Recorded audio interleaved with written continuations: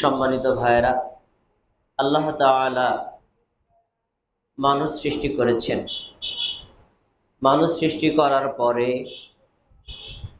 এই মানুষের মধ্যে দুটা আলাদা বৈশিষ্ট্য জাতি তৈরি করেছেন। একটি হলো পুরুষ জাতি আর একটি হলো নারী জাতি। এই উভয় জাতির মাধ্যমে আল্লাহ তাআলা কিয়ামত পর্যন্ত বংশ বিস্তারের ব্যবস্থা রেখেছেন। এই উভয় জাতির বৈশিষ্ট্যগত কারণে আল্লাহ তাআলা যে বিধান দিয়েছেন, যে বিধানটা আমাদের ব্যক্তিগত, পারিবারিক, সামাজিক, রাষ্ট্রীয় সকল ক্ষেত্রেই কল্যাণকর, সেই বিধানটির নাম হলো হিজাব বা পর্দা। পর্দা এমন একটা বিধান, যেই বিধানটা সর্বদা পালনীয় একটি ফরজ ইবাদত। অনেক ইবাদত আছে যেটা সময়ের জন্য আমরা করি। সালাত 5 ওয়াক্ত 5টা সময়ে আদায় করা ফরজ, বাকি সময়ের জন্য ফরজ না। রোজা, রমজান মাস বছরে 11 মাস না রেখে শুধু 1 মাসে রাখাটা হলো ফরজ। কিন্তু হিজাব বা পর্দা এমন একটি ফরজ বিধান, এটা সদা সর্বদাই মুমিন নারীর জন্য, পুরুষের জন্য পালন করা ফরজ ইবাদত। আরেকটু বাড়িয়ে যদি বলি তাহলে ভুল হবে না। এটা এমন ফরজ বিধান যে মানুষ মৃত্যুর পরেও এই বিধানটা বাতিল হয় না। আমি যদি মরে যাই তখন নামাজের ওয়াক্ত হলে আমার জন্য নামাজ পড়া ফরজ না, কিন্তু পর্দা এমন একটা বিধান, মৃত্যুর পরেও এটা অব্যাহত থাকে। বোঝানোর জন্য বলছি, ধরেন আমি মারা গেলাম, আমার লাশটা শোয়ানো আছে, আমার নাভিটা যদি বের হয়ে যায়, আমার হাঁটুর উপর যদি কাপড় উঠে যায়, তখন এই কাপড় দিয়ে আমার হাঁটু ঢেকে দেওয়া, কাপড় দিয়ে আমার নাভি ঢেকে দেওয়া ফরজ। এখন বলবেন লোকটা তো মরে গেছে, সে আবার ঢাকবে কিভাবে? হ্যাঁ, উনি মারা গেছে, কিন্তু আপনি পাশে দাঁড়িয়ে দেখছেন না? আপনার উপর ফরজ ওনাকে কাপড় দিয়ে ঢেকে দেওয়া। আমি উদাহরণটা কেন দিলাম? যে পর্দা এমন একটা বিধান, মৃত্যুর পরেও এই বিধানটা অব্যাহত থাকে। বোঝা যাচ্ছে পর্দা মুমিন নারীর জন্য, পুরুষের জন্য অত্যন্ত গুরুত্বপূর্ণ একটা পালনীয় বিধান, যা আল্লাহ এবং তার রাসূল কর্তৃক সুনির্ধারিত। কিন্তু বর্তমান মুসলিম সমাজের নারী পুরুষদের চাল চলন, তাদের আচরণ, তাদের চলাফেরা, তাদের কথাবার্তা, তাদের কাজকর্ম, এটাই প্রমাণিত হয় ইসলামী শরীয়তে যতগুলো বিধান সবচেয়ে বেশি আমরা অবহেলা করি, তন্মধ্যে পর্দা সবচেয়ে অগ্রাধিকার পাবে, যে এটাই সবচেয়ে বেশি অবহেলিত হয়। আমরা এটাকে আসলে কোনো মূল্যায়নই করি না। মুসলমানদের চাল চলনে বোঝা যায় না পর্দা আল্লাহ কর্তৃক ফরজ বিধান, আমরা এটাকে বৃদ্ধাঙ্গুল দিয়ে চলি, না করলে কি হবে, অবমূল্যায়ন করি। অথচ এই বিধানটা কোনো মানুষ দেয়নি, স্বয়ং আল্লাহ দিয়েছেন। আল্লাহ তাআলা কর্তৃক নির্ধারিত একটি ফরজ বিধান। তাই প্রত্যেক নারী পুরুষকে এ বিষয়ে সর্বোচ্চ সতর্কতা অবলম্বন করতে হবে। আমাদের সমাজের মুসলিমদের মধ্যে 2 শ্রেণীর মুসলিম আছে।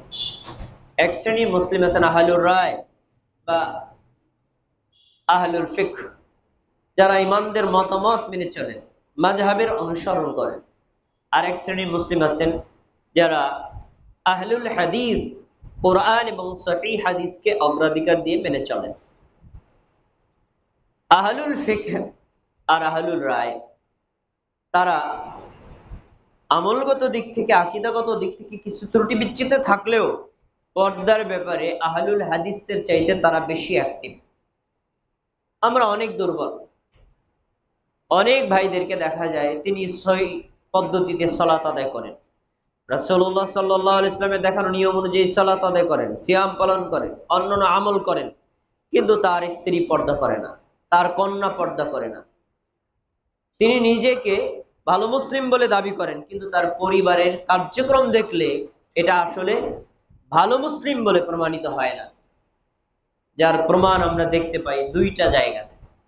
একটি হলো ঈদের দিন দেখা যায় কোন ব্যক্তি ভালো মুসলিম, মাথায় টুপি আছে, পুরা একদম টাকরু পর্যন্ত জুব্বা আছে, কিন্তু মেয়ের মাথায় কাপড় নাই, স্ত্রীর বুকে ওড়না নাই, অবাধে চলাফেরা করছে।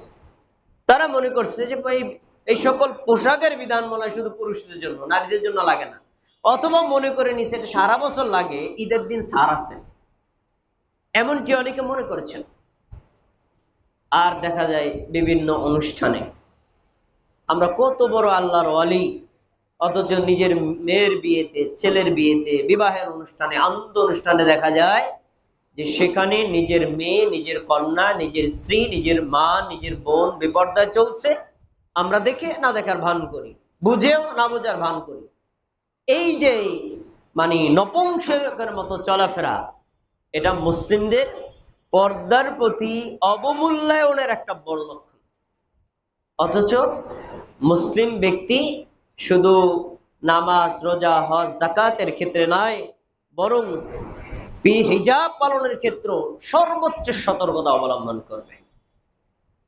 ভাইয়েরা আমার, আমরা এখানে যারা উপস্থিত আছি, আমার বিশ্বাস আপনারা সবাই চান ব্যক্তিগতভাবে, পারিবারিকভাবে, সামাজিকভাবে, রাষ্ট্রীয়ভাবে হিজাবের বিধানগুলো শতভাগ মেনে চলতে, আমার বিশ্বাস। কিন্তু তারপরেও আপনারা পারেন না কেন? কারণ হিজাবের বিধান পালন করার জন্য যে উপকরণ, উপাদানগুলো আমাদের দরকার, তা আমাদের কাছে অনেকের নেই, যার ফলে আমরা হিজাবের বিধানগুলো পূর্ণাঙ্গ বাস্তবায়ন করি না বা করতে পারি না। আমি কোরআনুল কারীম এবং হাদিসের আলোকে 14টা পয়েন্ট আপনার সামনে পেশ করব এক নজরে, যে একজন মুমিন নারী, একজন মুমিন পুরুষ, একজন মুসলিম নারী, একজন মুসলিম পুরুষ যদি হিজাবের বিধান তার ব্যক্তিগত জীবনে, পারিবারিক জীবনে, সামাজিক জীবনে, রাষ্ট্রীয় জীবনে বাস্তবায়ন করতে চায়, তাহলে এই 14টা ধাপ এবং 14টা উপকরণ, 14টা উপাদান তার লাগবে। নতুবা সে চাইলেও শতভাগ হিজাবের বিধান, পর্দার বিধান বাস্তবায়ন করতে পারবে না। আসুন আমি প্রথমে আপনাকে একটা তালিকা শোনাই 14টা, তারপরে সময় সাপেক্ষে অল্প সময় বিশ্লেষণ। 1 নম্বর উপকরণ হলো একজন মানুষের 7টি অঙ্গের হেফাজত করতে হবে, এটা তার প্রথম উপকরণ। 2 নম্বর, নারী এবং পুরুষের ব্যক্তিত্ব রক্ষা করে চলতে হবে। একজন নারীর আলাদা ব্যক্তিত্ব থাকবে, একজন পুরুষেরও আলাদা ব্যক্তিত্ব থাকবে, ব্যক্তিত্ব রক্ষা করে চলতে হবে। 3, নারী এবং পুরুষের স্বাতন্ত্র্য বজায় রেখে চলতে হবে। নাম শুনলে যেন বোঝা যায় লোকটা নারী, নাম শুনলে যেন বোঝা যায় লোকটা নারী, চলাফেরার গতিতেই যেন বোঝা যায় লোকটা নারী বা পুরুষ, পোশাকের ধরনেই যেন বোঝা যায় লোকটা নারী বা পুরুষ।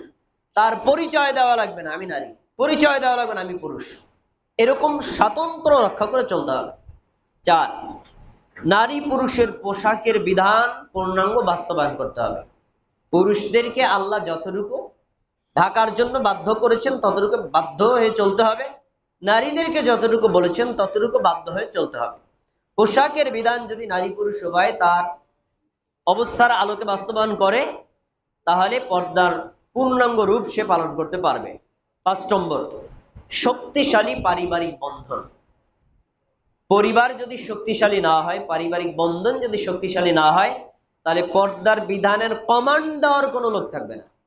কোনো মেয়ে বেপর্দায় চলবে, কেউ কোনো কমান্ড দিতে পারবে না, তাহলে তো আর কোনো এই বিধান বাস্তবায়নের কেউ থাকবে না। এজন্য পারিবারিক বিধানটাকে অধিক শক্তিশালী করতে হবে। তারপরে 6 নম্বর, অনুমতির বিধান বাস্তবায়ন করতে হবে।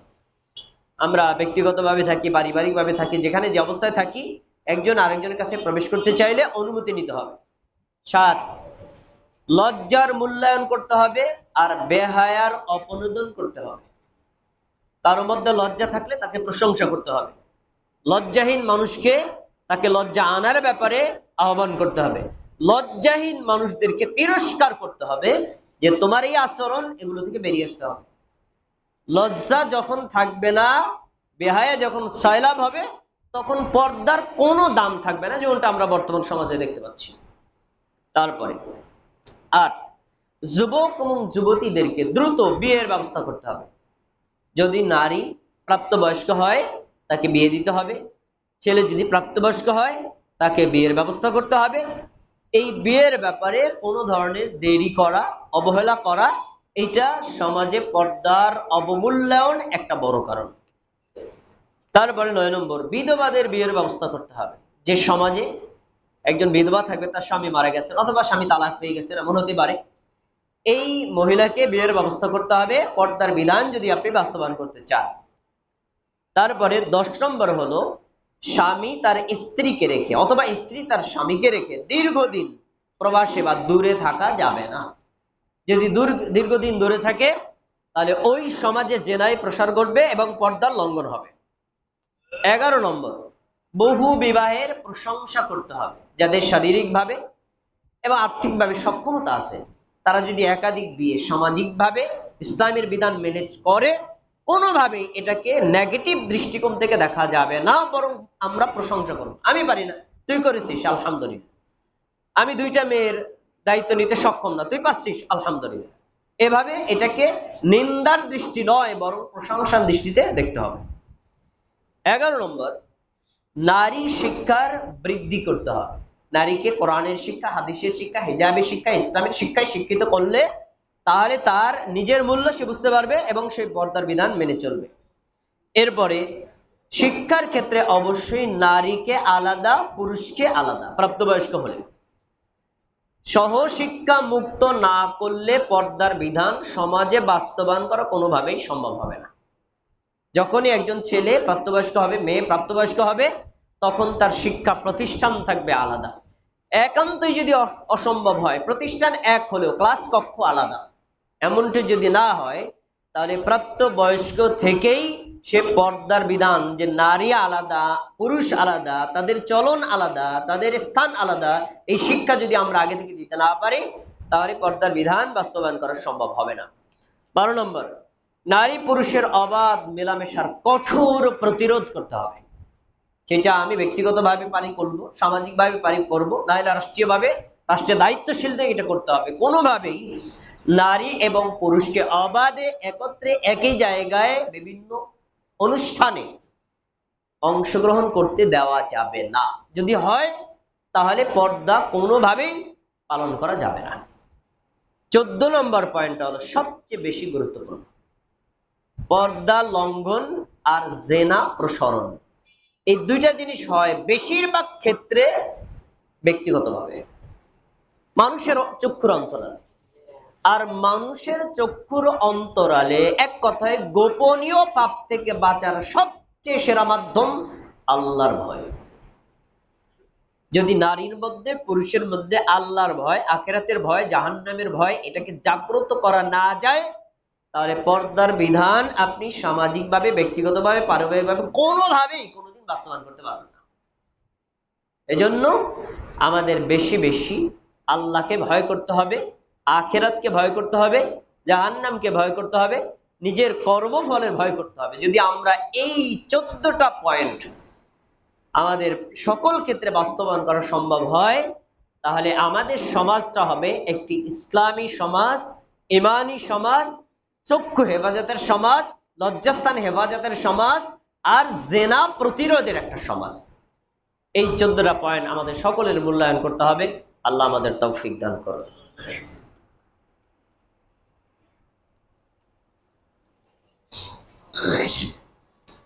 ইন্নাল হামদুলিল্লাহ নাহমাদুহু ওয়া নাস্তাঈনুহু ওয়া নাস্তাগফিরুহ ওয়া নু'মিনু বিহি ওয়া নাতাওয়াক্কালু আলাইহি ওয়া নাউযু বিল্লাহি মিন শুরুরি আনফুসিনা মান ইয়াহদিল্লাহু ফালা মুদিল্লা লাহু ওয়া মান ইউদ্লিলহু ফালা হাদিয়া লাহু ওয়া আশহাদু আল্লা ইলাহা ইল্লাল্লাহ ওয়া আশহাদু আন্না মুহাম্মাদান আবদুহু ওয়া রাসূলুহু ফায়া আইয়ুহাল মুমিনুন قال الله تبارك وتعالى في القرآن المجيد أعوذ بالله من الشيطان الرجيم بسم الله الرحمن الرحيم إن الله وملائكته يصلون على النبي ইয়া আইয়ুহাল্লাযীনা আমানু সাল্লু আলাইহি ওয়া সাল্লিমু তাসলিমা আল্লাহুম্মা সাল্লি আলা মুহাম্মাদ ওয়া আলা আলি মুহাম্মাদ কামা সাল্লাইতা আলা ইব্রাহিম ওয়া আলা আলি ইব্রাহিম ইন্নাকা হামিদুম মাজিদ আল্লাহুম্মা বারিক আলা মুহাম্মাদ ওয়া আলা আলি মুহাম্মাদ কামা বারাকতা আলা ইব্রাহিম ওয়া আলা আলি ইব্রাহিম ইন্নাকা হামিদুম মাজিদ। সম্মানিত মুমিন ভাইরা, এতক্ষণ পর্যন্ত আমি আপনাদের সামনে একজন মুমিন, একজন মুসলিম যদি পর্দার বিধান সমাজে বাস্তবায়ন করতে চায় তাহলে তার 14টি উপায় বা উপাদানের কথা আপনাদের সামনে এক নজর পেশ করেছি। এই 14টা পয়েন্ট, প্রতিটি পয়েন্টে আলাদা করে এক একটা করে খুতবা দেওয়া যায়। সময় সংক্ষিপ্ততার কারণে এক নজরে বলেছি। আমি প্রথম অংশটা একটু বিশ্লেষণ করি। প্রথম অংশটা হলো, একজন মুমিন নারী পুরুষ যদি পর্দার বিধান বাস্তবায়ন করতে চায়, জেনা থেকে নিজেকে আত্মরক্ষা করতে চায়, তাহলে তার 7টি অঙ্গের হেফাজত করতে হবে। এই 7টি অঙ্গ কি?